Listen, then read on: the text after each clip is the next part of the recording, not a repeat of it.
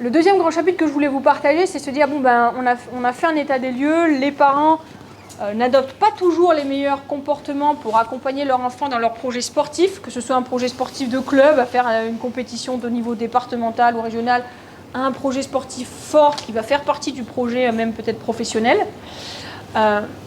Mais pourquoi? Parce que généralement, les parents sont quand même, on va dire, de bonne volonté. Je pense que la plupart d'entre vous ont sûrement des enfants. Quand vous mettez votre enfant au sport, c'est sûrement avec plein de bonnes intentions. C'est pour freiner le développement de son projet sportif. Donc, une fois que toutes ces études avaient mis en avant les comportements plutôt adaptés, ceux qui étaient plutôt inadaptés, elles ont commencé à s'intéresser à qu'est-ce que vivent les parents et du coup, qu'est-ce qui pourrait en fait expliquer en partie pourquoi ils se comportent de telle ou telle façon. Et donc là, il y a eu vraiment différents types de regards selon les travaux. Il y a eu quelques travaux, je pense, sur quelque chose qui vous parle, le syndrome de réussite par procuration.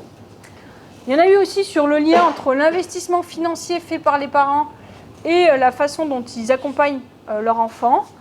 Et enfin, il y en a qui se sont vraiment en fait, intéressés à leur expérience, c'est-à-dire qu'est-ce qui est dur pour eux, en fait, qu'est-ce qui est même perçu comme ce qu'on appelle un stresseur, un facteur de stress pour les parents lorsqu'ils accompagnent leur enfant, quels sont les besoins que les parents ont, quelles sont les attentes qu'ils ont lorsqu'ils accompagnent leur enfant. Rapidement, sur le syndrome de réussite par procuration, ce n'est pas quelque chose qui a été très étudié, malgré le fait que c'est quelque chose qu'on entend beaucoup, je pense, sur le terrain. On a souvent l'impression que le parent en fait, vit sa propre réussite à travers l'enfant. Les quelques éléments que je peux vous apporter, c'est que ce syndrome, vraiment, c'est un parent qui va surinvestir, surstimuler on va dire, le talent et la réussite de son enfant, quel que soit son domaine. C'est pareil dans le sport, dans la musique, dans l'art, c'est la même chose. Et c'est même au point, des fois, de conditionner, on va dire, l'amour parental à la réussite du sportif.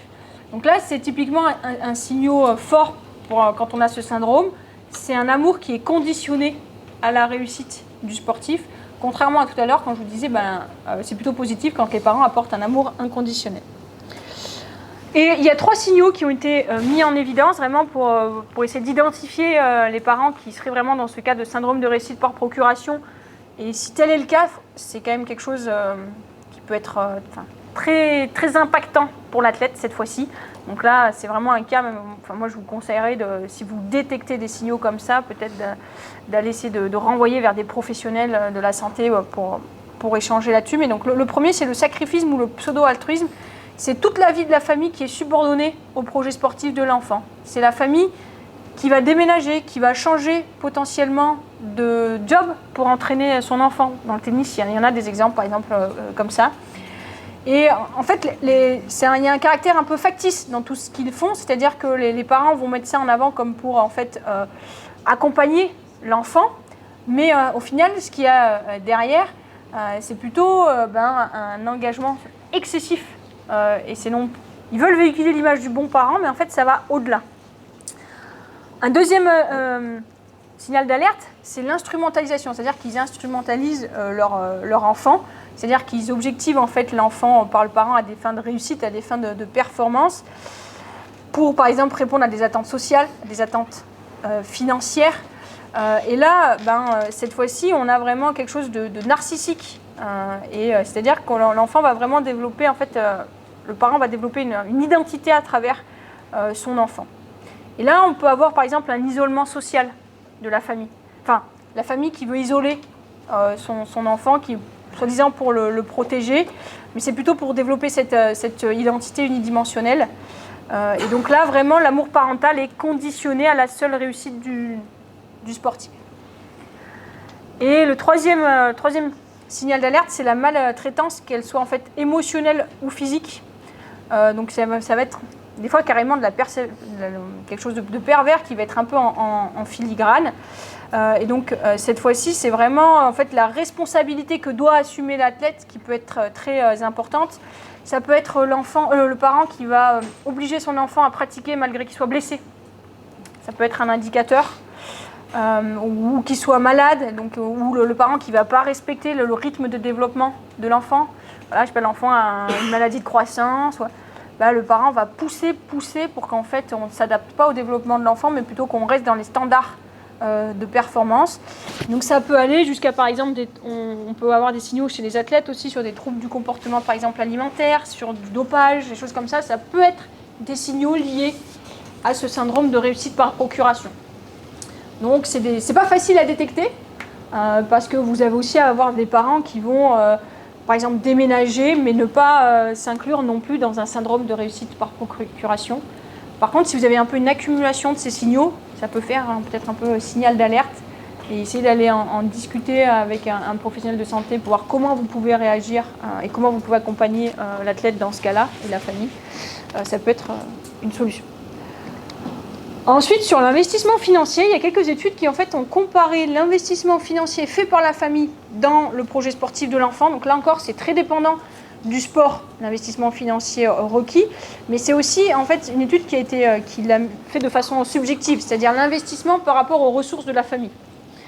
Et eux, ils ont montré qu'en fait, plus l'investissement financier était important, plus l'athlète percevait de la pression de la part des parents. Donc voilà, même si ce n'étaient pas des parents qui objectivement mettaient la pression pour réussir, pour pratiquer, et ben, de par l'investissement financier que l'athlète connaissait, ça lui faisait une perception de pression. Et ensuite, ils ont simplement confirmé ce que je vous ai déjà présenté, c'est-à-dire que plus les athlètes perçoivent de la pression, moins ils vont s'engager et moins ils vont prendre de plaisir à pratiquer. Ça, c'est juste une redite. Et maintenant, on va passer un petit peu plus de temps sur les expériences vécues par les parents pour essayer de comprendre un peu voilà, ce qu'ils traversent. Et en fait, je pense que c'est nécessaire de comprendre ce qu'ils traversent pour savoir après comment vous pouvez les intégrer, agir, les éduquer, enfin, comment vous pouvez travailler avec eux. Donc, un premier pan de la littérature, en fait, c'est intéressé à ce que je vous ai nommé comme étant des facteurs de stress avant.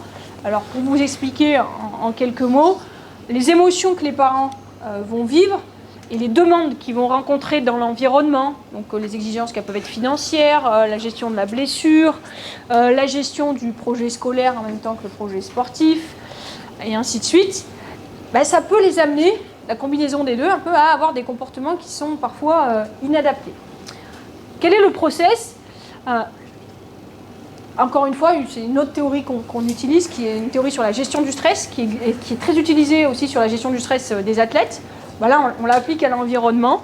C'est-à-dire que lorsque les parents perçoivent une demande dans l'environnement, tiens, j'ai besoin d'aider mon enfant là qui est complètement déçu de ne pas avoir été sélectionné, ou tiens, là, je vais devoir laisser mon enfant partir en pôle espoir alors qu'il n'est jamais parti de la maison plus de 4 jours. Et d'un coup, je vais le voir peut-être plus que 6 heures par semaine. Ça, c'est la demande. Et le parent, il va avoir ce qu'on appelle une double évaluation de cette demande. Et donc, il va l'évaluer à travers deux choses. La première chose, c'est qu'il va l'évaluer à travers sa signification personnelle. Qu'est-ce que ça veut dire pour lui que son enfant va partir loin de la maison ? Qu'est-ce que ça veut dire une blessure ? Est-ce que c'est l'arrêt de sa carrière ? Est-ce que c'est une étape comme une autre ? Est-ce qu'il va percevoir le fait que son enfant part de la maison comme une bonne solution pour qu'il développe son autonomie ? Ou au contraire, est-ce qu'il va percevoir ça de manière très anxieuse parce que ça va couper le cordon, on va dire, familial ? Donc ça, c'est première évaluation, c'est la signification personnelle que je donne à la situation. Et donc, une même situation peut être perçue différemment par deux familles différentes. Et la deuxième étape, c'est le parent, il va se dire, tiens, j'ai telle situation, moi je l'aperçois de cette façon-là, est-ce que j'estime avoir les capacités d'y répondre ? Donc c'est, mon enfant part de la maison, ça me génère de l'anxiété parce que j'ai vraiment l'impression que je ne vais pas pouvoir l'accompagner lorsqu'il va avoir des coups de blues. Est-ce que je considère que les moyens technologiques actuels, comme le téléphone par exemple, vont me permettre au final d'être présent pour lui en cas de coup de blues, ou est-ce que je vais considérer que ce moyen-là n'est pas adapté ? Et du coup, ça va, là, dans ce cas-là, générer un stress assez important pour le parent. Donc, deuxième étape, on fait la balance entre ce qu'on perçoit comme demande de la situation et ce qu'on se pense capable de réaliser pour le gérer.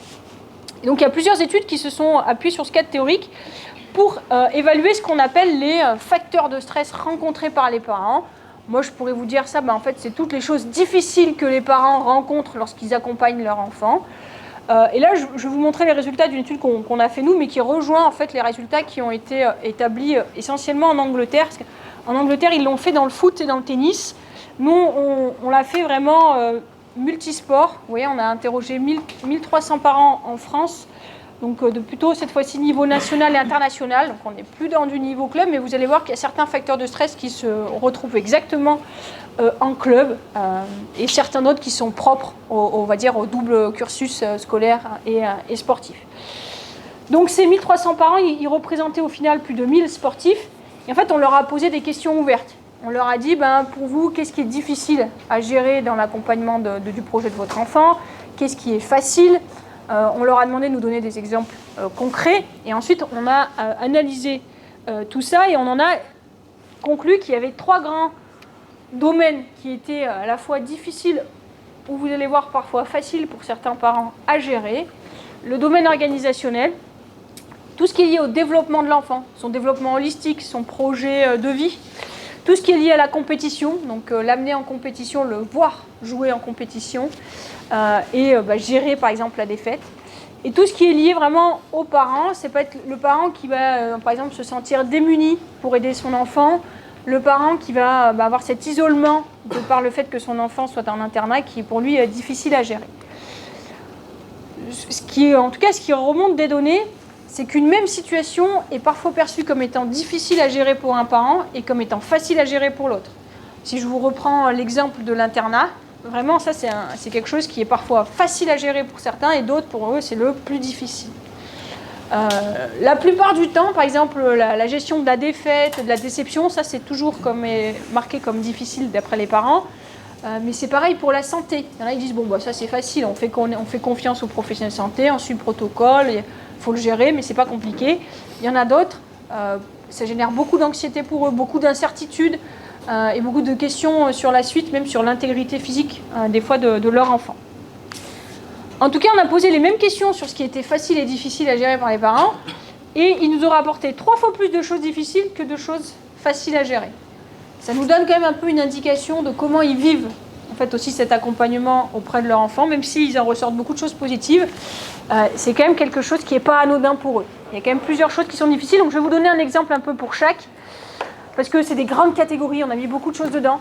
Dans l'aspect organisationnel, en fait, on a mis tout ce qui était lié déjà à la santé, donc à la fois la blessure, la quantité, on va dire la charge d'entraînement et donc la fatigue que ça pourrait produire chez l'enfant, les dérives liées au dopage, et on a aussi même tout ce qui est lié à l'intégrité physique, au développement à long terme sur l'enfant, qui je pense peut être très présent dans le rugby, dans les inquiétudes pour les parents.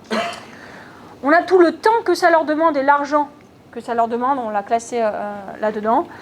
On a aussi toutes leurs craintes par rapport à la qualité de l'entraînement ou alors le planning qui ne correspond pas à leur planning familial et donc du coup qui leur demande beaucoup d'adaptation. On a toutes les demandes quotidiennes.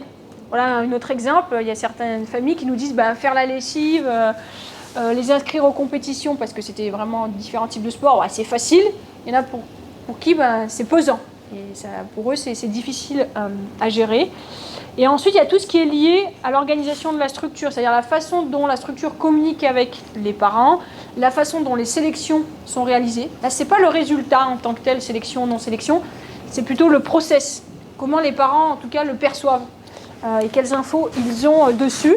Et donc, un exemple lié là, c'est une verbatim qui est plutôt liée vraiment au temps que ça prend. Un parent qui nous disait, mon fils passe beaucoup de temps dans les trains, les voitures ou les bus parce que la maison, elle est assez loin de l'internat. Même si vous avez des pôles régionaux, ils n'habitent pas tous dans la ville du pôle, ce qui nécessite pour eux d'avoir une grande disponibilité pour pouvoir réaliser les différents trajets. Ça, c'est quelqu'un qui était en internat. Si je bascule le côté club, par exemple, vous êtes dans un club, mais l'enfant a 3 entraînements par semaine. Et le parent, il habite à 20 minutes en voiture. Il vous reportera exactement la même chose. Pour lui, c'est difficile de faire 40 minutes 3 fois dans la semaine, donc, au vu de son planning. Donc ça fait quand même le lien avec ce qui se passe en club. Ça, c'est très dépendant à la fois de ce qui est mis en place par les structures, mais aussi à la fois de l'organisation familiale. Est-ce qu'il y a un enfant, plusieurs enfants? Quelles sont les contraintes professionnelles des parents? Ça joue aussi énormément sur leur perception. Après, il y a tout ce qui est lié donc, au développement. Donc en fait, il y a à la fois les préoccupations, on va dire, quotidiennes qui sont liées aux questions que les parents ont. Je pense que vous devez peut-être les retrouver au quotidien. C'est ça fait beaucoup pour mon enfant, j'en ai conscience, et du coup j'ai un peu peur qu'il délaisse par exemple, le projet scolaire et qu'il y mette un peu moins d'envie à faire ses devoirs parce que c'est moins plaisant que d'aller sur le terrain avec ses copains faire quelque chose qu'on adore. Ça, c'est vraiment une réelle crainte des parents. Certains ont même la crainte c'est la motivation surtout, on va dire, régulière, continue des athlètes dans leurs projets aussi sportifs. Et les relations qu'il y a entre les athlètes, ça de mémoire, c'était surtout justement dans les pôles espoirs. Les relations qu'il y a avec les clubs. Selon les pôles, c'est organisé différemment, mais je sais que dans certains pôles, les athlètes sont dans 10, 15 clubs différents. Donc la semaine, ils ont leur groupe pôle, ça peut très bien se passer. Puis le week-end, ils arrivent dans un club, ils jouent avec une équipe qu'ils ne côtoient pas la semaine. Et ils sont parfois perçus un peu comme le privilégié qui a le droit d'aller jouer en match alors qu'il ne s'est pas entraîné avec nous la semaine. Et ça peut créer des relations conflictuelles entre athlètes. Je sais que dans le rugby, vous essayez au maximum, il me semble, de les regrouper quand même dans les mêmes clubs, avec, j'imagine, certaines limites. Mais j'ai en tête des exemples de handball où c'est pas forcément toujours le cas. On en a 5 dans ce club-là, un dans le club-là parce qu'il a voulu rester dans son club natal et il est à un niveau assez élevé, donc il y reste. Et donc ça pose aussi cette question de posture. Tout à l'heure, Eric, tu disais, lorsqu'on passe du club au pôle, on passe du joueur, on va dire, si je caricature un peu, vedette du club, à je suis un peu noyée dans la masse parce qu'en fait on est toutes les vedettes ensemble. Là, c'est le process inverse. Et donc c'est quelque chose aussi qui préoccupe les parents. Et ensuite on a tout ce qui est vraiment lié au long terme, c'est-à-dire tous les parents qui se posent beaucoup de questions sur le fait que leur enfant s'investit beaucoup dans cette activité, mais a peu de temps pour faire des activités sociales avec des personnes hors activité, peu de temps pour aller faire de la musique, de l'art, le développement holistique de l'enfant et également tout ce qui est lié à son futur. Il y a beaucoup vous le savez comme moi, très peu vivront du sport en question, d'un point de vue financier lorsqu'ils seront adultes. Et donc les parents, eux, ont beaucoup de préoccupations pour que le projet scolaire suive en même temps, même s'il apprend beaucoup de choses de son projet sportif, même si peut-être il passera quelques années professionnelles, ils sont très, très préoccupés par la carrière professionnelle à long terme. Tout ce qui est lié à la compétition, alors c'est lié justement à la gestion des émotions, surtout des enfants dans cette catégorie-là. Gérer la déception de l'enfant. Je vous ai dit l'exemple de tout à l'heure, gérer au final peut-être un moment de joie qui amènerait certaines complexités. Et puis il y a aussi le fait de regarder la compétition. Alors, je n'ai pas encore d'exemple en rugby, mais je pense qu'il y a certains parents qui peuvent avoir peur de regarder le match de rugby parce que peur que l'enfant se blesse sur un plaquage. Vous prenez le ski, un parent sur 2 vous dit « je ne regarde pas de mon enfant, j'ai trop peur ». Donc ils vont sur le lieu de compète et ils tournent le dos quand leur enfant passe. Donc ça pose aussi d'autres questions. Ils sont là, ils ont envie de voir leur enfant progresser, mais ils ne se sentent pas capables de regarder la performance tellement ils ont peur de la chute et de la blessure. Certains aussi, là-dedans, c'est lorsque les enfants vont jouer avec des adultes. Typiquement, je pense que ça peut être un peu le cas lorsqu'il y a un peu des différences physiques. 17 ans, j'ai commencé à jouer avec les seniors, 16 ans même, selon les sports. Et parfois, les parents sont un peu inquiets de cette différence de gabarit physique, ou ils sont un peu inquiets parce que souvent, j'avais un exemple en volley en tête, les parents disaient en fait, il m'a traqué mon enfant, qui était plus petit que les autres, il prenait tous les smatchs, c'était pour lui, à lui de les réceptionner. Et donc ça, c'est quelque chose aussi qui pour eux, du coup, est difficile à vivre et donc difficile à regarder. Et là, l'exemple, c'est donc sur une situation d'échec, parce que on peut supposer que les parents, on va dire, supportent leur enfant au bord du terrain en ayant l'objectif qu'ils gagnent. C'est d'ailleurs, je pense, on pourra en reparler, une des raisons qui explique pourquoi ils ont certains comportements déplacés, c'est-à-dire qu'ils sont centrés uniquement sur la victoire et pas beaucoup sur le process, sur le développement. Lorsqu'ils sont au bord du terrain, vraiment, ils sont dans le match, ils veulent la victoire. Bon, c'est aussi l'aspect de la compétition, on vient tous chercher ça. Mais du coup, on peut penser qu'ils sont quand même, ils accordent autant d'importance à la victoire parce que si à victoire, l'enfant, il ira plutôt bien. S'il y a des fêtes, je suis le parent, je vais récupérer l'enfant la tête dans les chaussettes et je vais passer un mauvais moment, entre guillemets. Ça va se répercuter un peu sur la vie de famille, le soir. Un peu. Et donc, c'est aussi pour ça que parfois, pour eux, c'est difficile à gérer les échecs, même s'ils savent bien que ça fait partie de l'apprentissage de l'enfance et que ça leur fait passer un moment qui est moins sympa que si c'était une victoire. Il y a exactement, c'est une citation de la mère de Raphaël Nadal qui reprend exactement ça. Quand je regarde un match, je vois de loin s'il a des problèmes ou pas. Et quand c'est le cas, je veux que le match se termine. Je ne veux pas le regarder souffrir, c'est trop pour moi. Et après, elle dit, quand il gagne un gros match, c'est impressionnant parce qu'elle voit au quotidien combien il travaille et combien il se bat. Et donc voilà, elle met en exergue le fait que, oui, quand on est spectateur, ou même des fois quand on est parent, hein, on ne se rend pas compte de ce que l'enfant peut donner au quotidien dans ses entraînements. On voit que le match. Et du coup, on ne voit pas tout le travail d'iceberg. Dernier élément, c'est revenu moins souvent, mais c'est quand même présent. Donc, c'est toutes les difficultés que les parents rencontrent dans leurs relations avec l'environnement. Donc, c'était souvent des relations avec les autres parents qui étaient mentionnées. La difficulté liée à l'éloignement géographique de l'enfant que peut impliquer la participation dans certaines structures. Et la complexité, parfois, apporter le bon soutien. C'est-à-dire qu'ils savent à ce moment-là, je dois aider mon enfant, il a besoin de moi, mais je ne sais pas comment faire. Et donc, c'est quelque chose qui est aussi difficile pour les parents. Et on pourra échanger aussi tout à l'heure sur qu'est-ce qu'on peut mettre en place pour essayer d'armer un peu plus les parents à accompagner leur enfant dans ces situations qui peuvent être, entre guillemets, plutôt difficiles à gérer, la défaite, la non-sélection et ainsi de suite. Dernier élément là-dessus, c'est qu'on avait un gros échantillon, donc du coup on s'est posé la question, on s'est dit est-ce qu'il y a des différences en fonction des sexes ? On ne pouvait pas le faire en fonction des sports parce qu'on avait vraiment des quantités très différentes, mais du coup on a séparé l'échantillon en 4. On a mis les mères des filles, les mères des garçons, les pères des filles et les pères des garçons. Et on a regardé si ce qui est reporté comme étant difficile à gérer ou facile à gérer, c'était différent. Il y a quelques différences, ça va jusqu'à de l'ordre de 18%, les différences de proportion d'éléments qui sont difficiles à gérer. Ce qu'on peut ressortir de plus important, c'est que ce sont les mères des filles qui reportent le plus de difficultés organisationnelles. Dans tous les cas, ce qu'il faut retenir, c'est que c'est quand même, je vous l'ai dit, très personnel, c'est-à-dire qu'une même situation peut être perçue comme difficile à gérer ou facile à gérer.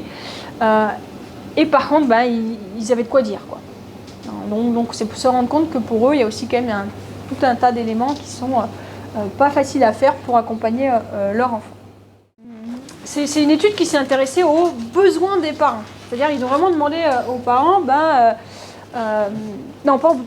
excusez-moi, pas aux besoins, à ce que les parents doivent prendre en compte lorsqu'ils accompagnent leur enfant, les exigences auxquelles ils doivent faire face. Et donc, on s'aperçoit qu'ils doivent faire face à tout un tas de choses, c'est-à-dire, par exemple, aux exigences de la structure que vous pouvez avoir, donc aux besoins des entraîneurs, aux besoins des organisateurs.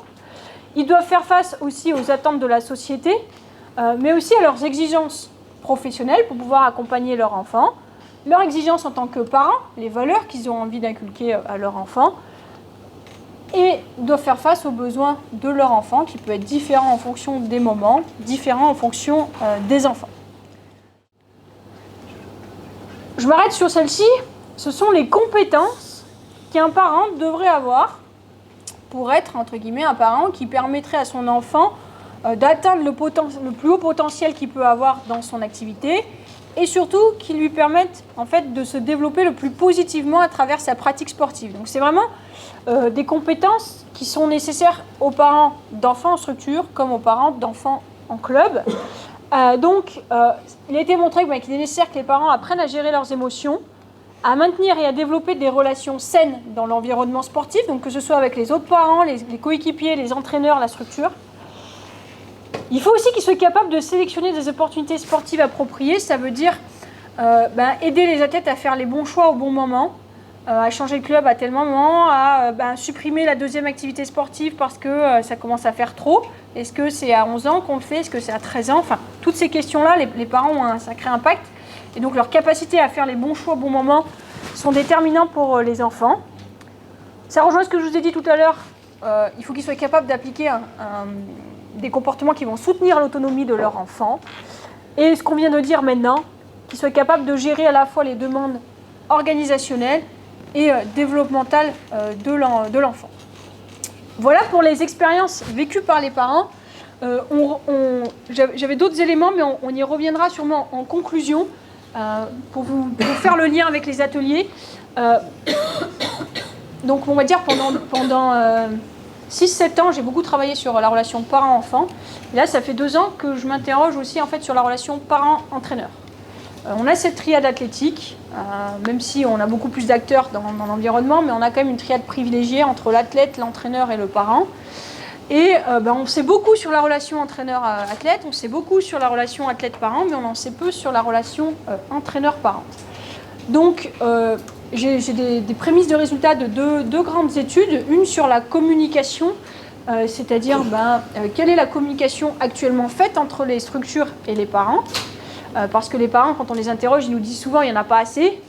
Puis les structures, elles nous disent ils nous prennent trop de temps, ils veulent des retours individualisés, nous on a un groupe. Donc j'ai essayé d'interroger les deux parties, entraîneurs et parents, sur ce qu'ils mettent en place, sur quoi ils communiquent et est-ce que ça correspond à leurs attentes et leurs besoins. Et on a aussi débouché en mettant tout le monde ensemble sur des stratégies potentielles, donc on pourra les utiliser pour nourrir nos débats, nos échanges ensuite. Et dernièrement, j'ai commencé à explorer la relation en tant que telle entre l'entraîneur et les parents. C'est-à-dire qu'on essaye vraiment de savoir quelles sont les caractéristiques d'une bonne relation, entre guillemets, entraîneur-parent. Alors c'est une étude pilote qu'on a fait dans le skateboard, que je fais actuellement. Je viens juste de finir les entretiens pour dire. Et le but, c'est vraiment d'essayer d'identifier quelles sont les caractéristiques d'une bonne relation. Est-ce qu'il faut qu'il y ait de la confiance ? Est-ce qu'il faut qu'il y ait un lien affectif, un lien professionnel ?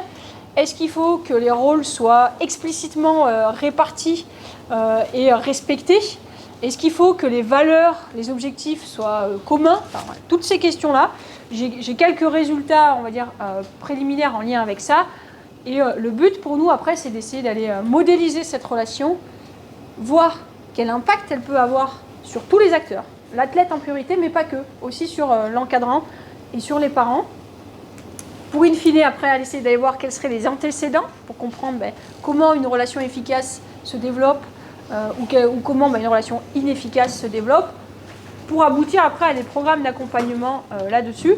Et donc moi, j'ai fait une première étude pilote là-dessus, et en fait, à partir de l'année prochaine, on a un doctorant qui va passer 3 ans à travailler sur cette relation parent-enfant. On pourra échanger dessus après.